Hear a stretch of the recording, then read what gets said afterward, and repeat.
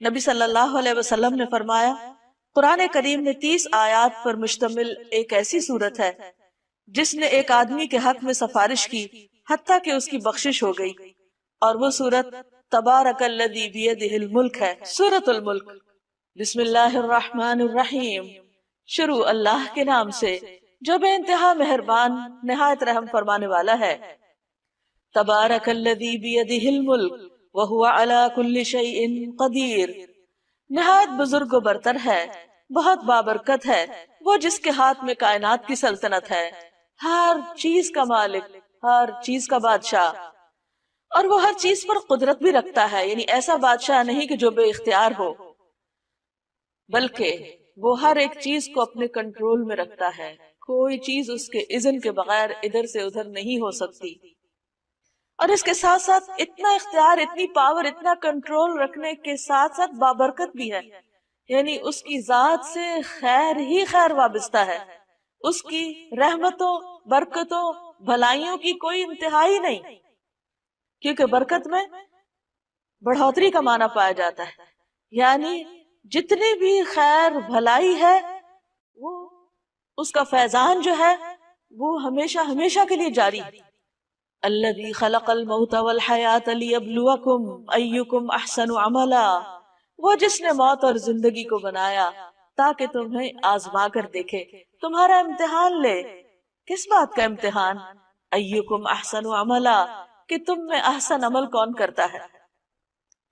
اللہ سبحانہ وتعالیٰ نے یہ دنیا بنائی اور اس میں ہمیں بھیجا، اور بھیجنے کے بعد ہماری زندگی موت کا مقصد ہمیں بتا دیا کہ میں نے اس لیے یہ سب کچھ سلسلہ بنایا ہے کہ انسان سے یہ دیکھا جائے کہ وہ اپنی زندگی کا استعمال کیسے کرتا ہے، وہ یہاں دنیا میں کس طرح رہتا ہے، اپنی خواہش کے مطابق یا اللہ کی مرضی کے مطابق، وہ اللہ تعالیٰ کے احکامات کتنے مانتا ہے اور دنیا والوں سے کتنا ڈرتا ہے۔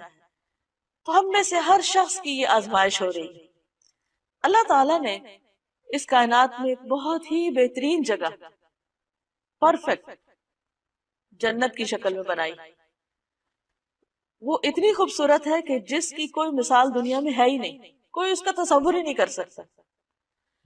اس جنت میں بسانے کے لیے اللہ تعالیٰ اس دنیا سے انسانوں کا انتخاب کر رہا ہے، امتحان میں ڈالنے کے بعد، ٹیسٹ کرنے کے بعد، کھنگالنے کے بعد یہاں سے وہ بہترین انسانوں کو چنے گا اور وہاں بسائے گا۔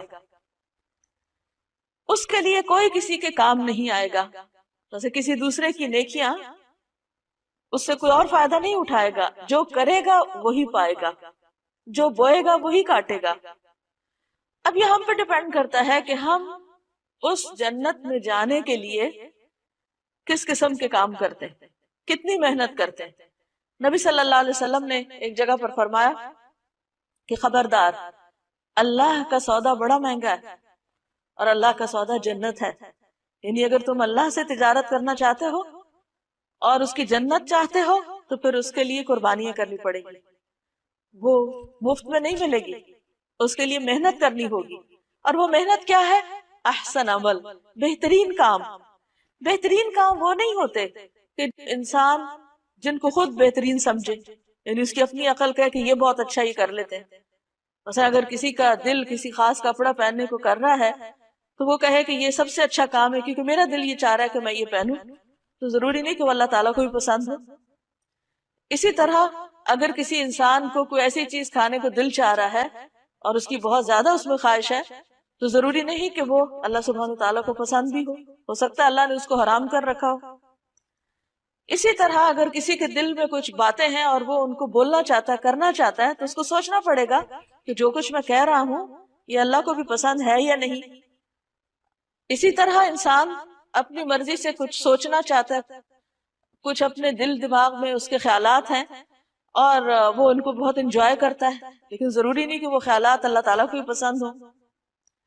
تو اس لیے اگر انسان احسن عمل کرنا چاہتا ہے تو اس کو دیکھنا پڑے گا کہ جس نے ہمارا انتخاب کرنا ہے، جس نے سلیکشن کرنی، اس کے نزدیک احسن کیا ہے، وہ کس چیز کو پسند کرتا ہے، اس کا کرائیٹیریا کیا ہے، اس کو کیسے میٹ کیا جائے، کس طرح اس کے مطابق ہم اپنی سوچ، اپنے خیالات رکھیں، اپنی گفتگو رکھیں اپنے عمل، اپنے معاملات، لوگوں کے ساتھ طرز عمل، یہ سب کچھ کس طرح ہو، اور اگر یہ اس کی پسند کے مطابق ہوا تو قابل قبول، اور اگر وہاں ریجیکٹ ہو گیا تو اس کا کوئی فائدہ نہیں۔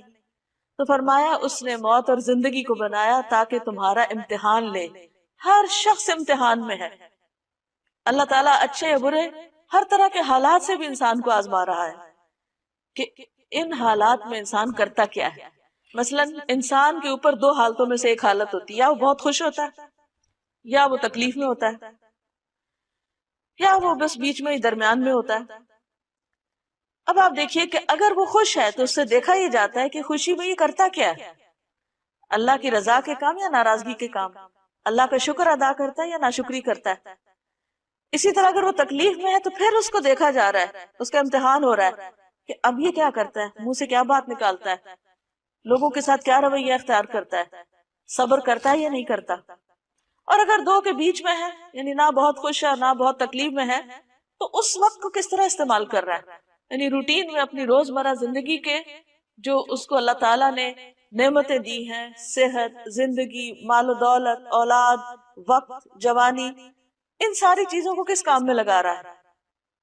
کیا اس کا ہم اور غم صرف دنیا ہے، یا وہ اپنی ان ساری انرجی سے اور ملنے والی ساری نعمتوں سے کوئی اچھے کام بھی کر رہا ہے جس میں خلق خدا کا بھلا ہو، یا اس کی اپنی آخرت کے لیے چیزیں فائدہ مند ہو، خواہ وہ اللہ تعالیٰ کی براہ راست عبادت کا کوئی کام ہو یا بندوں کی خدمت کا کوئی کام، کیونکہ یہ زندگی بیکار گزارنے کے لیے نہیں ملی۔ اس دنیا میں سب سے بڑا نقصان اگر کوئی کر سکتا ہے کسی چیز کا تو وہ خود انسان اپنا ہی کرتا ہے، جب اپنے آپ کا وقت ضائع کرتا ہے، خواہ وہ بیکار کچھ نہ کر کے یا فضول کام کر کے۔ اس لیے جنت الفردوس میں جانے والوں کی جو صفات قرآن مجید میں بیان ہوئی ہیں، ان میں سے ایک صفت یہ ہے کہ والذین هم عن اللغو معرضون، کہ وہ ایسے کاموں سے پرہیز کرتے ہیں جو لغو ہوتے ہیں، بیکار ہوتے ہیں، جن کا نہ دنیا میں فائدہ اور نہ آخرت میں فائدہ، ادھر ادھر کی فضول باتیں، ادھر ادھر کے لوگوں کے حالات میں تجسس، اور بعض اوقات وہ غلط رستے پر بھی انسان کو ڈال دیتے ہیں۔ تو ہم میں سے ہر شخص جس کو اللہ نے عقل سمجھ دی ہے، اس کو اپنی یہ زندگی سوچ سمجھ کے بسر کرنی ہے، اور ہر روز اپنا محاسبہ کرنا ہے کہ آج کا دن میں نے اللہ کی اطاعت میں گزارا ہے یا نافرمانی کے کاموں میں گزارا ہے، جو بھی کام میں نے کیا ان میں میری نیت اللہ کو خوش کرنا تھی یا بندوں کے دکھاوے کے لیے وہ کام کیا، کیا میں نے جو عبادات کی، اچھے کام کیے، وہ نبی صلی اللہ علیہ وسلم کی سنت کے مطابق کیے یا اپنے خود ساختہ طریقوں کے مطابق کیے، کیونکہ اللہ کے نزدیک کوئی کام اس وقت تک آسان ہو نہیں سکتا جب تک دو شرائط خاص طور پر پوری نہ ہو۔ ایک یہ کہ نیت اللہ کے لیے، اللہ کو راضی کرنے کی نیت سے انسان کام کرے، چاہے دین کا کام ہو دنیا کا کام ہو، عبادت ہو یا بندوں کے ساتھ اچھا معاملہ ہو۔ اور دوسرا یہ کہ خاص طور پر عبادات میں وہ عبادت نبی صلی اللہ علیہ وسلم کے طریقے کے مطابق ہو، خود ساختہ طریقوں کے مطابق نہ ہو، کیونکہ وہ وہاں قبول نہیں ہوں گے، ورنہ تو اللہ کے رسول صلی اللہ علیہ وسلم کے آنے کا مقصد ہی فوت ہو جاتا ہے۔ اللہ تعالیٰ نے ان کو ہمارے لیے ایک نمونہ بنا کے بھیجا کہ جیسے یہ کرتے ہیں ویسے ہی تم بھی کرو، وَإِن تُطِيعُوهُ تَهْتَدُوا، اگر تم اس کی اطاعت کرو گے تو ہدایت پاؤ گے، وَهُوَ الْعَزِيزُ الْغَفُورُ، اور وہ زبردست ہے، بخشنے والا ہے، یعنی اگر تم نے نافرمانی کی تو کہیں بھاگ کے نہیں جا سکتے، وہ ہر چیز پر غالب ہے، پکڑ لے گا تم کو، اور اگر تم سے غلطی ہو گئی، معافی مانگو گے، اس کی طرف پلٹ آؤ گے تو بخشنے والا ہے، مہربان بھی ہے۔ پھر اللہ سبحانہ وتعالیٰ کی کچھ صفات بیان کی جا رہی ہیں، کتنا زبردست حکمت والا ہے، علم والا ہے، قدرت والا ہے، طاقت والا ہے، کیا کیا اس نے بنایا ہے، کائنات کی نشانیوں سے اس کو پہچانو۔ الذی خلق سبع سماوات طباقا، وہ جس نے تہ بر تہ 7 آسمان بنائے، تم رحمان کی تخلیق میں کسی قسم کی بے ربطی نہ پاؤ گے، پرفیکٹ ہے، پورا ویل آرگنائزڈ اور ڈسپلن میں ہے ہر چیز۔ یہ نہیں کہ اللہ تعالیٰ نے آسمان بنایا اور پھر وہ اسے کنٹرول نہیں ہو رہے، یا زمین کے اندر کوئی ایسی خرابیاں ہو رہی کہ وہ آؤٹ آف کنٹرول ہوگی اور وہ جا ٹکرائے کسی اور چیز سے، یا اسی طرح زمین کے اوپر جو چیزیں ہیں، کوئی بھی چیز ایسی نہیں، تخلیق کی کوئی بھی چیز ایسی نہیں کہ جس کے اندر کسی قسم کی کوئی ڈسکرپنسی ہو، کبھی وہ کچھ کرنے لگ جائے کبھی کچھ کرنے لگے۔ مثلا یہ نہیں کہ آگ کبھی جلا رہی اور کبھی ٹھنڈی ہوا دے رہی، اس نے جو کچھ بنایا جس طریقے پر بنایا جس کام کے لیے اس کو بنایا وہ وہی کام کر رہا ہے۔ اس سے ایک بہت بڑا سبق ملتا ہے کہ اگر ایک چیونٹی سے لے کر ایک ہاتھی تک اپنے اس کام میں لگا ہوا ہے جو اللہ نے اس کے لیے بنایا ہے، جو اللہ نے اس کے لیے رکھا ہے، اور وہ اس مقصد کو پورا کر رہا ہے اس دنیا میں جس مقصد کے لیے اس کو بھیجا گیا ہے، کیونکہ اللہ تعالیٰ کا کوئی کام بھی بے مقصد نہیں، تو پھر کیا انسان کی زندگی کا کوئی مقصد نہیں ہوگا؟ وہ ایسے ہی بیکار بھیج دیا گیا کہ جو جی چاہے کرے، اور اس کی زندگی میں کوئی ڈسپلن نہ ہو، کوئی آرگنائزیشن نہ ہو، اور بغیر کسی ڈائریکشن کے بس وہ صبح اٹھے اور شام کر دے۔ نہیں، فرمایا تم رحمان کی تخلیق میں کسی قسم کی کوئی بے ربطی نہ پاؤ گے۔ پھر پلٹ کر دیکھو، کیا تمہیں کوئی خلل نظر آتا ہے؟ کوئی خرابی نظر آتی ہے؟ آسمانوں میں دیکھو، ستاروں اور سیاروں پر غور و فکر کرو، ہر چیز اپنی رفتار کے ساتھ اور اپنے طریقے پر اور اپنی ڈائریکشن پر چلتی چلی جا رہی ہے، اور اتنے ہیوج بڑے بڑے ستارے سیارے بغیر کسی ادھر ادھر ہوئے اپنی ایک سیدھ میں چل رہے ہیں جو اللہ نے راستہ ان کے لیے مقرر کیا۔ حتیٰ کہ شہد کی مکھی جیسی چھوٹی سی مخلوق بھی اللہ تعالیٰ کے طے کردہ راستوں پر چل کے اپنا کام کر رہی ہے۔ تو اس میں انسان کے لیے کیا نشانی ہے، کیا سبق ہے کہ اے انسان تو اپنے آپ کو دیکھ کہ تیرے اندر کتنا ڈسپلن ہے اور تیری زندگی میں کیا مقصد ہے۔ شہد کی مکھی تو شہد بنانے کے لیے آئی ہے، تو دنیا میں کون سے مفید کام کر رہا ہے، اور واپس ساتھ لے جانے کے لیے تمہارے پاس کیا ہے؟ بار بار نگاہ دوڑاؤ، تمہاری نگاہ تھک کر نامراد پلٹ آئے گی۔ ہم نے تمہارے قریب کے آسمان کو عظیم الشان چراغوں سے آراستہ کیا، یعنی ستارے بنائے، اور انہیں شیاطین کو مار بھگانے کا ذریعہ بھی بنایا۔ ان شیطانوں کے لیے بھڑکتی ہوئی آگ ہم نے مہیا کر رکھی ہے۔ جن لوگوں نے اپنے رب سے کفر کیا ہے، اپنے رب کو نہیں مانتے، ان کے لیے جہنم کا عذاب ہے، اور وہ بہت ہی برا ٹھکانہ ہے۔ جب وہ اس میں پھینکے جائیں گے تو اس کے دھاڑنے کی ہولناک آواز سنیں گے، اور وہ جوش کھا رہی ہوگی، شدت غضب سے پھٹی جا رہی ہوگی۔ ہر بار جب کوئی انبوہ اس میں ڈالا جائے گا، اس کے کارندے ان لوگوں سے پوچھیں گے، کیا تمہارے پاس کوئی خبردار کرنے والا نہیں آیا تھا؟ وہ جواب دیں گے، ہاں، خبردار کرنے والا ہمارے پاس آیا تھا، مگر ہم نے اسے جھٹلا دیا اور کہا اللہ نے کچھ بھی نازل نہیں کیا، یہ تم لوگ خود ہی اپنے پاس سے باتیں بنا رہے ہو۔ ان انتم الا فی ضلال کبیر، تم بڑی گمراہی میں پڑے ہوئے ہو، یعنی ہدایت کے رستے کی طرف بلانے والے پیغمبر ہوں یا ان کے بعد دوسرے لوگ ہوں، انہوں نے انہی کو غلط ثابت کر دیا اپنے تئیں۔ وقالوا لو كنا نسمع او نعقل ما كنا في اصحاب السعیر، اور وہ کہیں گے کاش ہم سنتے یا سمجھتے تو آج اس بھڑکتی ہوئی آگ کے سزاواروں میں شامل نہ ہوتے۔ یعنی اس دن ان کو جو ریگریٹس ہوں گے، جو ندامت اور حسرت ہوگی، وہ کس بات پر؟ کاش ہم حق کی بات سن تو لیتے، ہم نے تو سننے سے انکار کر دیا۔ تو جو شخص آج نہیں سنتا خیر کی، حق کی بات، وہ کل قیامت کے دن سخت پچھتائے گا۔ اور پھر یہ کہ صرف ایسا نہیں سننا کہ بغیر سمجھے اس کو سن لیا جائے، ساتھ ہی کہا او ناقلو، یعنی عقل کا استعمال ضروری ہے۔ آنکھیں بند کر کے انسان کسی کے پیچھے نہ چلے، اس طرح وہ اپنے قصور کا خود اعتراف کر لیں گے۔ لعنت ہے ان دوزخیوں پر۔ ان الذین یخشون ربهم بالغیب لهم مغفرۃ واجر کبیر، جو لوگ بن دیکھے اپنے رب سے ڈرتے ہیں، یقیناً ان کے لیے مغفرت ہے اور بڑا اجر ہے۔ تم خواہ چپکے سے بات کرو یا اونچی آواز سے، اللہ کے لیے یکساں ہے، وہ تو دلوں کا حال تک جانتا ہے۔ کیا وہی نہ جانے گا جس نے پیدا کیا؟ حالانکہ وہ باریک بین اور باخبر ہے۔ وہی تو ہے جس نے تمہارے لیے زمین کو تابع کیا، چلو اس کے سینے پر اور کھاؤ خدا کا رزق، یعنی اللہ کا رزق کھاؤ، اسی کے حضور تمہیں دوبارہ زندہ ہو کر جانا ہے۔ یعنی اللہ کی نعمتیں استعمال کرو لیکن اللہ کو نہ بھولو۔ یعنی اللہ تعالیٰ نے زمین پہ یہ سب کچھ اس لیے نہیں پیدا کیا کہ انسان اس کو استعمال نہ کرے، لیکن جس چیز سے منع کیا وہ یہ کہ اللہ کا کھا کے اللہ کا وفادار بنے، اس کا شکر گزار بنے۔ اسی کے حضور تمہیں دوبارہ زندہ ہو کر جانا ہے۔ کیا تم اس سے بے خوف ہو کہ وہ جو آسمان میں ہے تمہیں زمین میں دھسا دے؟ یعنی کیسے غافل ہو کے سوتے ہو تم، کیسے اس کو بھول کر دنیا میں چل پھر رہے ہو؟ تمہیں ڈر نہیں لگتا کہ اللہ تعالیٰ جہاں تم کھڑے ہو اسی زمین کے حصے کو پھاڑ کے تمہیں اس کے اندر ڈال دے اور زمین تمہیں لے کے اندر کی طرف لڑک جائے، اور کئی دفعہ ایسے ہوتا بھی ہے، لینڈ سلائیڈنگ وغیرہ، اور یکایک یہ زمین جھکولے کھانے لگے، یعنی اللہ کی زمین پر تم نافرمانی کے ساتھ کیوں چل پھر رہے ہو؟ کیا تم اس سے بے خوف ہو کہ وہ جو آسمان میں ہے تم پر پتھراؤ کرنے والی ہوا بھیج دے؟ پھر تمہیں معلوم ہو جائے گا کہ میری تنبیہ کیسی ہوتی ہے۔ ان سے پہلے گزرے ہوئے لوگ جھٹلا چکے ہیں، پھر دیکھ لو کہ میری گرفت کیسی سخت تھی۔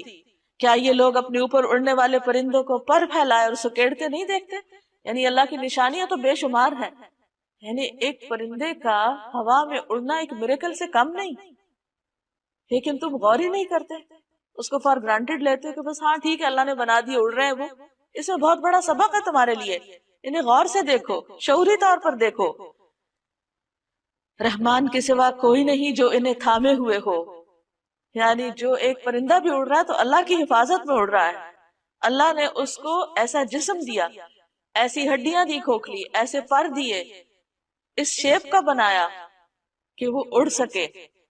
اللہ تعالیٰ نے ہی اس کو یہ طریقہ بھی سکھایا اور پھر اس کو اپنی حفاظت بھی دی، پناہ بھی دی۔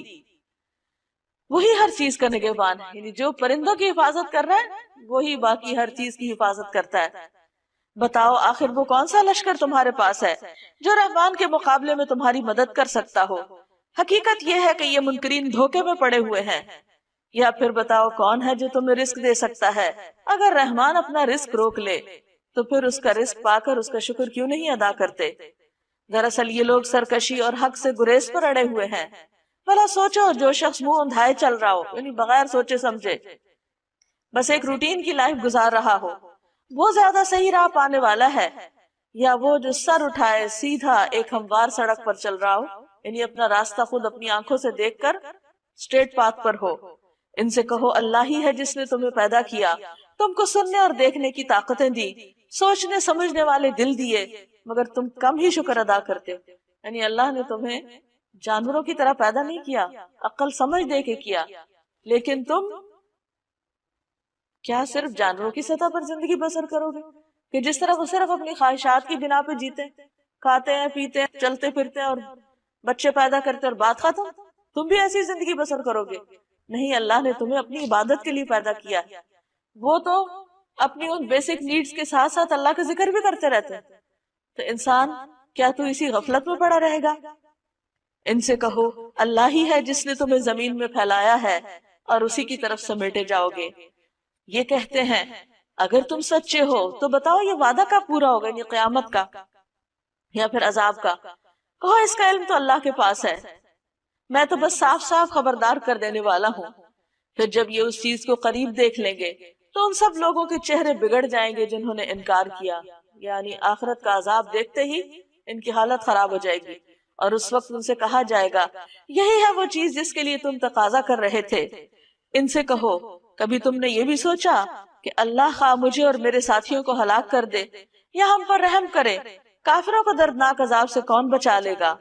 ان سے کہو وہ بڑا رحیم ہے، اسی پر ہم ایمان لائے، اسی پر ہمارا بھروسہ ہے، ان قریب تمہیں معلوم ہو جائے گا کہ سری گمراہی میں پڑا ہوا کون ہے۔ ان سے کہو کبھی تم نے یہ بھی سوچا کہ اگر تمہارے کنووں کا پانی زمین میں اتر جائے تو کون ہے جو اس پانی کی بہتی ہوئی سوتیں تمہیں نکال کر لا دے گا؟ یعنی اس زمین پر جو کچھ ہے اللہ کا ہے، اگر تم اس سے فائدہ اٹھا رہے ہو تو اللہ کے اذن سے فائدہ اٹھا رہے ہو، اور اگر وہ اپنی نعمتیں واپس لے لے تو تمہارے پاس کوئی زور نہیں کہ تم ان نعمتوں کو اپنی طاقت سے لے آؤ۔